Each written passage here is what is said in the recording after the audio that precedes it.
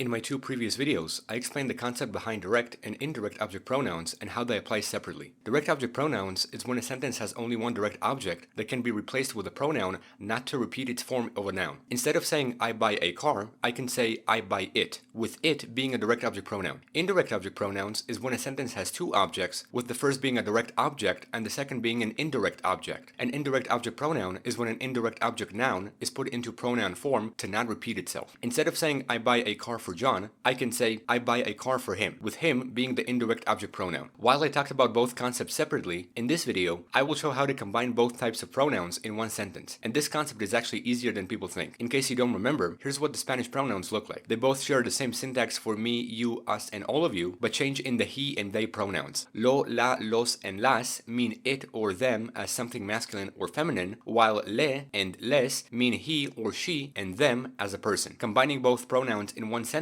is actually not that hard, but there are a few rules to note with both pronouns whenever you decide to use them. The first rule is that if you're using a direct object pronoun and an indirect object pronoun in one sentence, the indirect object pronoun has to come first in the sentence. And as always, both pronouns come before a conjugated verb in a sentence. Take a look at this phrase in English. I buy a car for you. Car is a direct object noun, you is an indirect object already in pronoun form, and so the phrase in Spanish would be Yo te compro un coche. This sentence, both in English and Spanish, can be said using both types of pronouns, and instead of saying I buy a car for you, we can say I buy you it. Saying this phrase in Spanish is actually not that hard because you have to remember to put both pronouns before a conjugated verb with the indirect object pronoun coming first. In Spanish, the phrase would simply be Yo te lo compro, with te being the indirect object pronoun you and lo being a direct object pronoun that's a masculine it. This sentence can also be rephrased using the present progressive, such as I am buying you it. And this is where the second rule comes in, allowing both pronouns in Spanish to be attached to infinitives. We can say yo te lo estoy comprando or yo estoy comprándotelo, with the indirect object pronoun coming first after the infinitive and with an accent on the infinitive. Yo estoy comprándotelo. However, considering that comprando is an infinitive that changes form, it has to have an accent regardless if you're using a direct or indirect object pronoun or both. Sometimes you can have infinitives that don't change, like in the phrase yo puedo comprarlo, I can buy it, which puts lo with comprar. And as you can see, no accent is needed here because you're using an infinitive that doesn't change and the emphasis on the syllable doesn't go away. However, the third rule is that when you use both types of pronouns, you must put an accent on both types of infinitives, such as saying I am buying you it or I can buy you it, which in Spanish would be yo estoy comprándotelo and yo puedo comprártelo. If you decide to attach both pronouns to infinitives, then you have to remember to put accents on them to keep their sound. If you decide to put the pronouns before a conjugated verb, then no accent is needed. Here are some examples. How would you say the phrase she gives me it in Spanish with it being masculine? Ella me lo da, with me being the indirect object and lo being a direct object. Now, how would you say she is giving me it? You can say ella me lo está dando, or if you want to attach the pronouns to the infinitive, you can say ella está dándomelo, with an accent on the infinitive. How would you say the phrase you are showing us it, with it being feminine? You can say tú nos la estás mostrando, or tú estás mostrándonosla, with an accent on the infinitive. How would you say the phrase they want to present them to you, with them being masculine?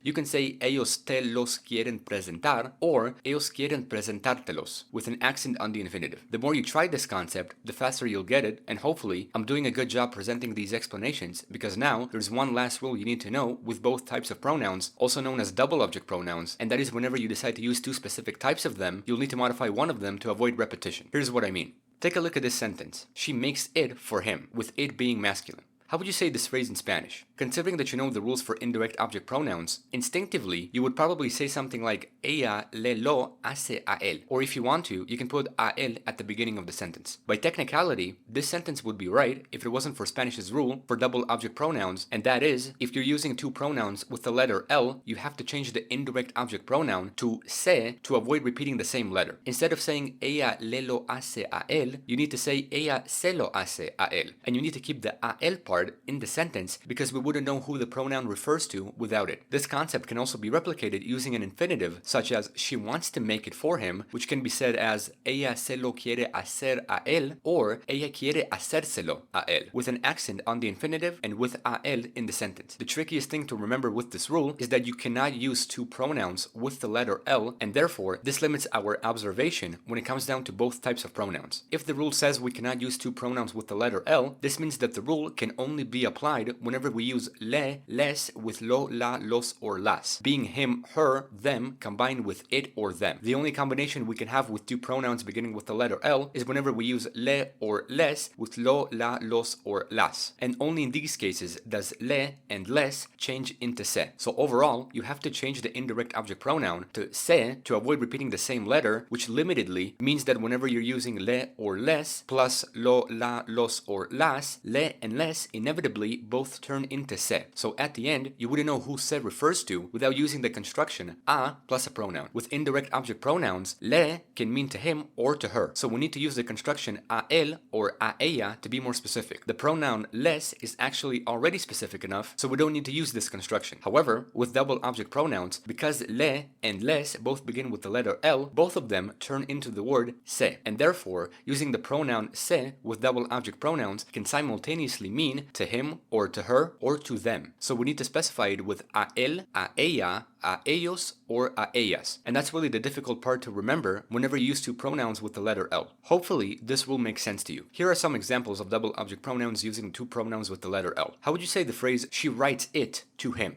You would say, ella se lo escribe a él, and you would include a él to specify who it is, because se can mean to him, her, or them. Here's another example with the same sentence. How would you say, she writes it to her?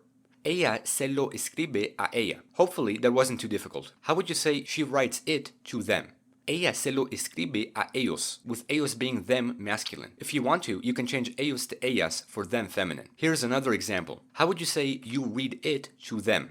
Tú se lo lees a ellos, with ellos applying to them. How would you say you read them to them?